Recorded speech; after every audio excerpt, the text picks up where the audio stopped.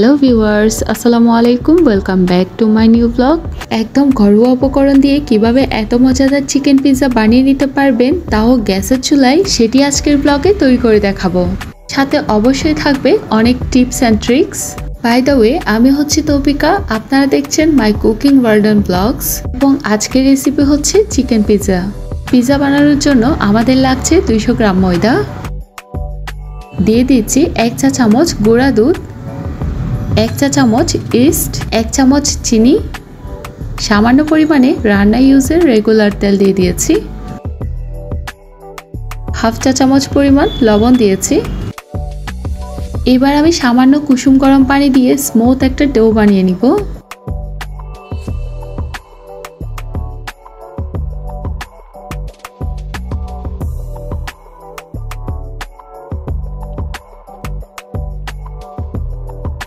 যখনই দেখবেন এরকম একটি স্মুথ ডো হয়ে গেছে, তখন আমরা এই ডোটি রেস্টে রেখে দিব। কিন্তু তার আগে উপরে একটু করে তেল দিয়ে নিব, যাতে করে উপরের অংশটা ড্রাই হয়ে না যায়। এবার আমি রেখে দিব 15 মিনিটের জন্য রেস্টে।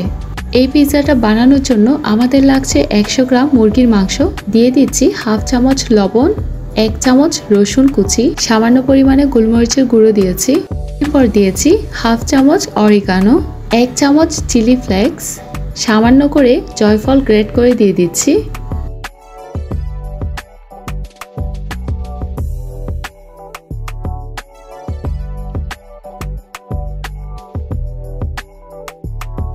এক চা চামচ ভিনেগার, 1 চা চামচ রান্না ইউজের রেগুলার তেল দিয়ে এবার আমি সবগুলো ভালোভাবে মেখে নিচ্ছি। এই চিকেনগুলো ম্যারিনেশনের জন্য আমি যতগুলো উপকরণ এখানে দিয়েছি, আশা করছি অরিগানো বাদ দিয়ে অন্যান্য সব উপকরণ আপনারা আপনাদের কিচেনে পেয়ে যাবেন। এবার আমি ঢাকনা দিয়ে কিছুক্ষণের জন্য ম্যারিনেট করে রাখবো। 15 মিনিট ম্যারিনেশন করার পর এখন আমি চিকেনগুলোকে ফ্রাই করে নিব। সেজন্য আমি একটি ননস্টিকের প্যান নিয়েছি, এখানে সামান্য পরিমাণে তেল দিয়েছি। তারপর প্যানটা গরম হয়ে এলে চিকেনগুলো দিয়ে সামান্য করে ভেজে নিব। দেখে নেবেন চুলার জাল যেন অবশ্যই লো ফ্লেমে থাকে। আবারও বলে রাখছি, এই পর্যায়ে চুলার জাল একদম হাই হিটে করে রাখবেন না, তাহলে চিকেনগুলো ওভার কুকড হয়ে যাবে। 4 থেকে 5 মিনিট এভাবে ভেজে নেওয়ার পর উপর দিয়ে যখন সামান্য করে কালার চলে আসবে, তখন আমি একটি বাটির মধ্যে তুলে নিচ্ছি।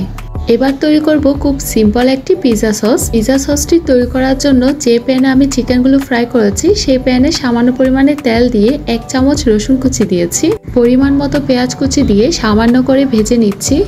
এখানে কিন্তু পেঁয়াজগুলোকে অতিরিক্ত ভাজার দরকার নেই, 2 থেকে 3 মিনিট ভেজে নিলেই হবে। যখন পেঁয়াজের কাঁচা গন্ধ চলে যাবে, তখন আমি দিয়ে দিচ্ছি টমেটো বাটা বা টমেটো পেস্ট।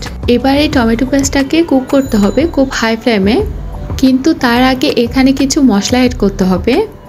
প্রথমেই দিচ্ছি পরিমাণ মতো লবণ, খুব সুন্দর কালার আসার জন্য দিয়ে দিচ্ছি কাশ্মীরি মরিচের গুঁড়া, দিয়ে দিলাম হাফ চামচ গোলমরিচ গুঁড়া, দিয়েছি হাফ চামচ অরিগানো, চা চামচের 3 ভাগের 1 ভাগ চিনি দিয়েছি। এবার আমি এগুলো কুক করে নিব হাই ফ্লেমে।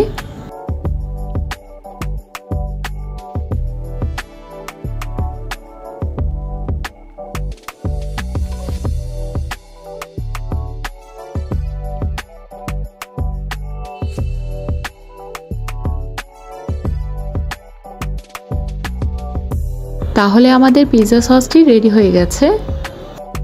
রেস্টিং এর পর দেখতে পাচ্ছেন ডোটি কতটা ফুলে ডাবল হয়ে গেছে।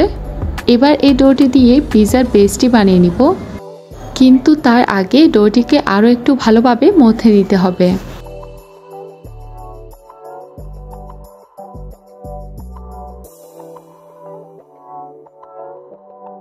অন্য পাশে যে হাঁড়িতে আমি পিৎজাটি কুক করব, সেটি আমি প্রিহিট করে নিচ্ছি।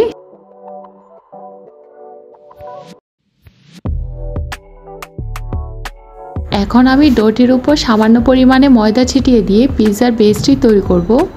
এবার আমি একটি বেলুনির সাহায্যে রুটির মতো করে বেলে নিব, তবে বেলার সময় খেয়াল রাখবেন সব জায়গায় যেন ইকুয়ালি বেলা হয়, কোনো দিকটা মোটা এবং কোনো দিকটা সরু যেন না থাকে। এবার এত বড় ডোটাকে কিভাবে তুলবেন সেটিও আপনাদেরকে দেখিয়ে দিচ্ছি, বাট তার আগে যে পাত্রে পিৎজাটি কুক করব, সে পাত্রে সামান্য করে তেল দিয়ে দিয়েছি। তারপর এরকম একটি ব্রাশের সাহায্যে সব জায়গায় তেল স্প্রেড করে নিব, যাতে করে পিৎজাটি নিচে দিয়ে কোনোভাবেই লেগে না যায়। এই পিৎজার বেসগুলো যেহেতু অনেক বেশি সফট হয়, সেজন্য এগুলো তোলার জন্য অনেক সিম্পল একটা প্রসেস আছে। প্রথমে বেলুনিটা পিৎজার এক পাশে রেখে দিবেন, তারপর আস্তে আস্তে করে এভাবে রোল করে নেবেন। দেখতেই পাচ্ছেন কতটা স্মুথলি উঠে গেছে।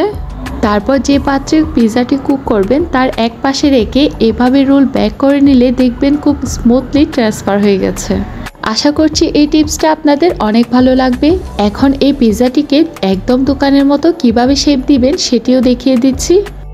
থালার বাহিরে পিৎজার এই কর্নারগুলোকে এভাবে ফোল্ড করে নেবেন।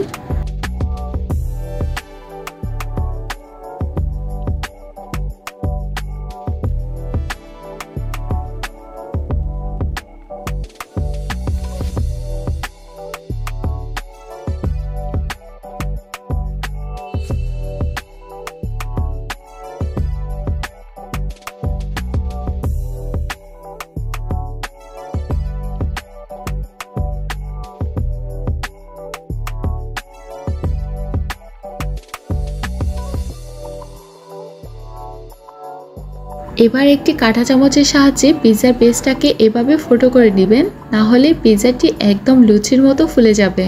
তাই অতি অবশ্যই এটিকে ফুটো করে নেবেন। পিৎজার সাইডের অংশেও আমি খুব ভালোভাবে ফুটো করে নিচ্ছি, যাতে করে এগুলো অনেক বেশি ফুলে না যায়।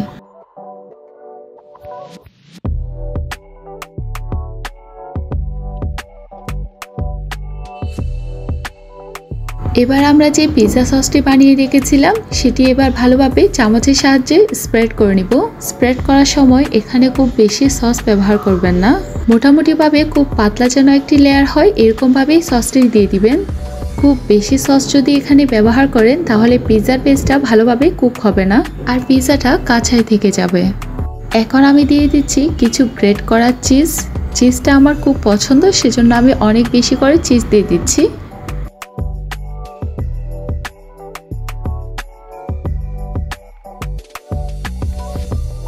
এবার আমি এখানে কিছু ভেজিটেবল দিয়ে দিচ্ছি।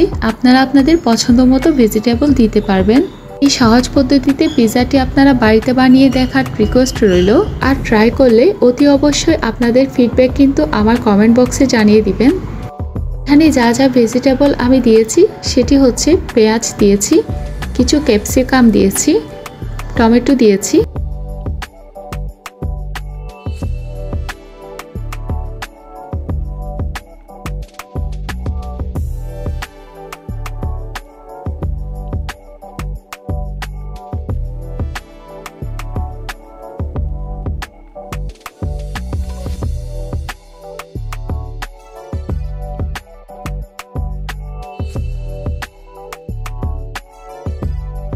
একদম লাস্ট স্টেপে গিয়ে দিয়ে দিয়েছি আরো গ্রেট করা চিজ।